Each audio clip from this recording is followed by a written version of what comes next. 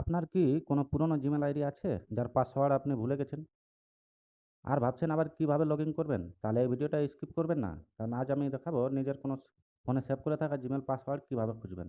তো হ্যালো বন্ধুরা, আমি রাহুল। আপনারা দেখছেন রাহুল টেক গাইড। আজকের ভিডিওতে খুব সহজ একটা পদ্ধতি দেখাবো, তাই ভিডিওটা শেষ পর্যন্ত দেখুন। তো চলুন শুরু করা যাক। তো সর্বপ্রথম আপনারা চলে যাবেন ক্রোমে।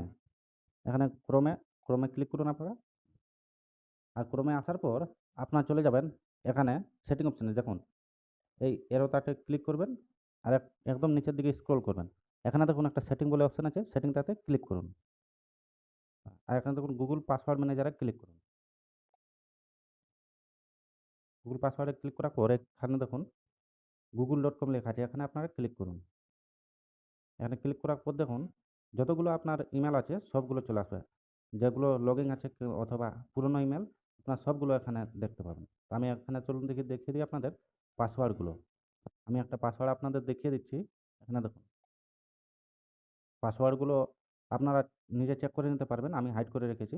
আপনারা চেক করে নেবেন। আশা করি ভিডিওটি আপনাদের কাজে লাগবে। ভিডিও ভালো লাগলে একটা লাইক করবেন, চ্যানেলটি সাবস্ক্রাইব করবেন এবং বেল আইকনটিকে অন করে রাখবেন। নতুন নতুন টেক টিপস পাওয়ার জন্য আমাদের সাথেই জুড়ে থাকুন। ধন্যবাদ।